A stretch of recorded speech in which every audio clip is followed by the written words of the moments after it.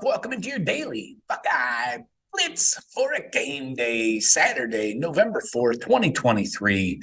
We are into November. Make it a November to remember. I'm going to come up with more words that end in ember. No, not actually. Hey, hit the buckeyecast.com, get your Buckeye gear, get your Beat Michigan shit, get your Harbaugh is a cheater shirt.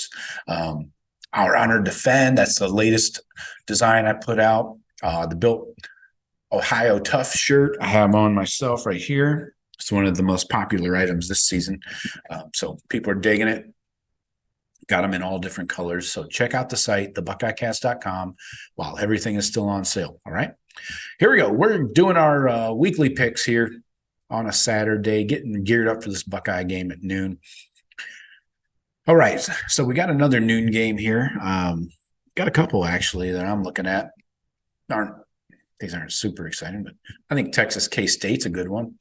Starting off here, number 25 K-State, 6-2, 4-1 in the Big 12.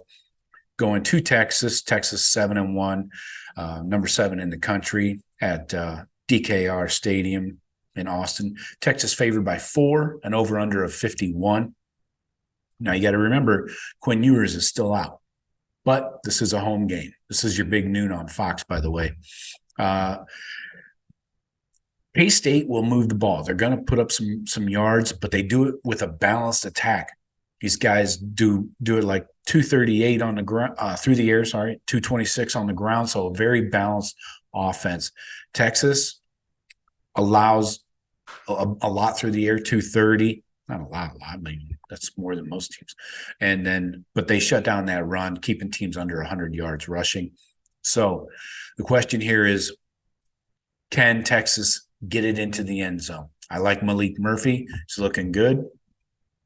Not a fan of his hair, but who cares? They did beat BYU soundly last week, 35-6. Had a little tough ball game against Houston, at Houston. But then K-State, they beat up on Houston 41-0. So both teams have a common opponent there. K-State also beat up on TCU, Texas Tech, Oklahoma State. They lost to actually early in the season. So I think the spread is legit at -4. It's a tough one. If you can tease it down to a -3, I would take Texas there. Feel really good about it, but -4, I'm going to go ahead and take Texas anyways. All right. I think some points will be scored though. So take that to the bank. All right, next up, the nooner on ABC. Number 12, Notre Dame at some team called Clemson. Never heard of them before. Their coach is a mouthy son of a bitch, I'll tell you that. Doesn't feel appreciated by his fans. Oh, poor Dabo. Oh, by the way, I still have those Dabo T-shirts in the store. Ohio State ranked number 11. Yeah, still got those. They trickle one out every now and then. But anyways, this is at Clemson. Notre Dame, number 12, going to unranked Clemson at 4-4. Ha! Love it. Love it. Okay, so these teams' offenses are very similar. Through the air, they get it done, about 260 through the air. On the ground, about the same, 164 to 158. Not much of a difference there. Defenses are very good. So looking at who Clemson has lost to, NC State. Notre Dame beat NC State. It was a tight ball game through like 3 quarters. Okay, so Miami. What happened here? Did Notre Dame beat Miami? Oh, they haven't had them yet. I thought they played them. No, not Miami. Anyway, so Pitt is Pitt. Pitt's trash. Huge day for Notre Dame against Pitt the other day. But who else do you have here on this Notre Dame? Duke, Louisville. They lost to. That was a tough one. Beat SC, though, soundly. So obviously Notre Dame is a much better team here. I don't see how they don't get this one done. The spread is 3, favored by 3. So the road favorite going into a not so deadly Valley. Notre Dame by 3, over under 44.5. I think Notre Dame wins this game soundly, and Dabo yells at more fans, maybe during the game. That'd be awesome. All right. Next up, 3:30 on CBS. This one is a good game. Missouri going into Athens to play Georgia. So the spread here is Georgia by 15.5. I'm going to tell you right off the bat, I'm taking Missouri with that spread. Let me check out our comparisons here. So Georgia has a current win streak over Missouri of 9 in a row. Largest margin of victory is 43-6. But Missouri plays some defense, man. I'm telling you, these guys can play some D. They're allowing 338 total, but they're keeping the running game low, which Georgia loves to do. Georgia runs for 172 per game. But if Missouri can keep Georgia down around their average that Missouri allows, 112, they can control this game and then use their high-flying pass attack, 300 yards per game average.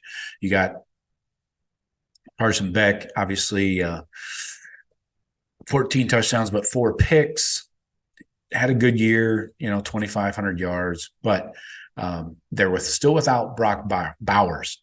Now, other guys have stepped in for the Georgia offense, and they continue to throw the ball. But if you can control Carson Beck, keep him in the pocket, and maybe limit some of those big plays, then shut down that Georgia run, I think Missouri can make this a close one. I'm not saying they're going to win, not at all. But 15.5, first, it's a really funky, weird number. And I'm going to take Missouri to cover. Missouri beat South Carolina in Cocktober. They beat Kentucky, lost to LSU. So they're getting it done. I feel good about this one. I'll be taking Missouri. All right, next up, 3:30 on ESPN. Number 4, Florida State. I haven't even watched a single minute of Florida State this year, I don't think. Going to Pittsburgh. Pittsburgh's 2-6. Florida State's obviously undefeated. What the fuck is Acrisure Stadium in Pittsburgh, Pennsylvania? Oh, my God. Oh, sad display. Anyway, all right, Florida State favored by 21.5, over under 51. Yeah, take Florida State. I'm not going to dig into that one. Whoopsies. I just closed my GD document. Now I got to figure out how to get it back quickly, and find the exact spot I was in. Come on. All right. So we're talking Florida State. No, we finished that one. Dingleberry. Sorry, trying to load my document and not have a bunch of dead air. Here we go. Come on. All right, here we go. We're getting there. We're very, very close. I can taste it. Florida State, yeah. Take Florida State. All right. Purdue and Meat Chicken. Purdue going to Michigan. This is a 7:30 night game. Of course, NBC getting another garbage night game. God. All right, Hudson Card, the quarterback for Purdue. Didn't do anything against us. We beat them 41-7. These guys have lost to Nebraska, Iowa, Wisconsin, and Michigan continues to roll against this garbage schedule. They're still – the strength of schedule for them is currently like 112th in the country. So I'm not going to get into this one. NBC, 7:30. Check it out if you're bored. So I take Michigan to win that one. Let's go. Next game. Come on. Document. I have to take notes and prepare shit. Otherwise, my brain doesn't work. That one's in Ann Arbor, by the way. Michigan's favored by 32.5. Not a big deal. Over under 50.5. Next up, Washington at USC. Now, this one's going to get interesting.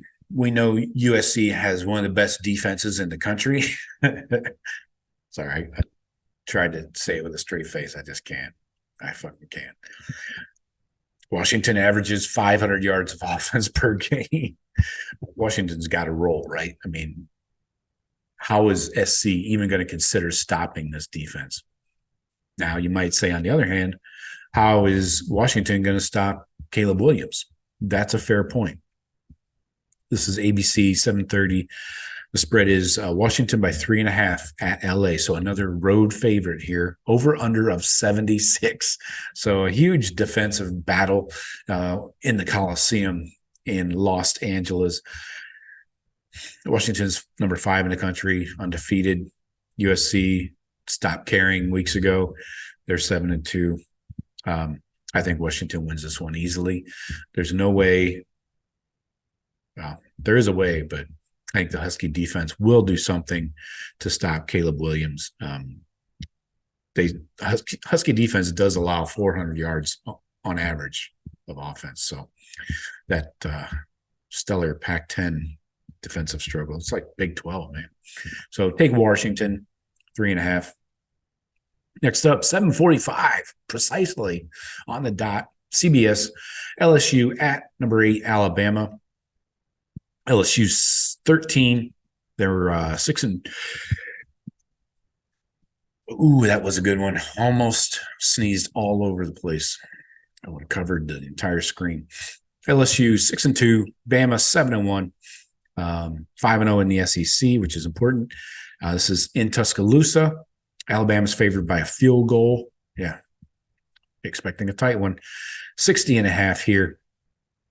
Now, let's look at this comparison. Current win streak, LSU won last year. Okay. What do we have here? The longest win streak in this matchup was 03-07. LSU won 5 in a row. All right. So looking at these two teams, you got Alabama's defense, lights out, allowing about 300 yards per game, 200 through the air, 100 on the ground. LSU, I did say Bama there, right? LSU putting up some serious yards, though. These dudes are going for 550 a game. Jaden Daniels having a huge year, 25 touchdowns, only 3 picks. Jalen Milroe, not so much, about half of that on the TDs. I'm not a Milroe fan. I think this guy's mediocre at best. Huge arm, but you have no idea where it's going. So you got to give LSU the quarterback edge. Now, running backs, you got a stable here with Bama. I like McClellan, but then you go to receivers. You got to go with LSU there too, right? All right. So then on defense, LSU's allowing 395 per game. That's a bit much for my taste.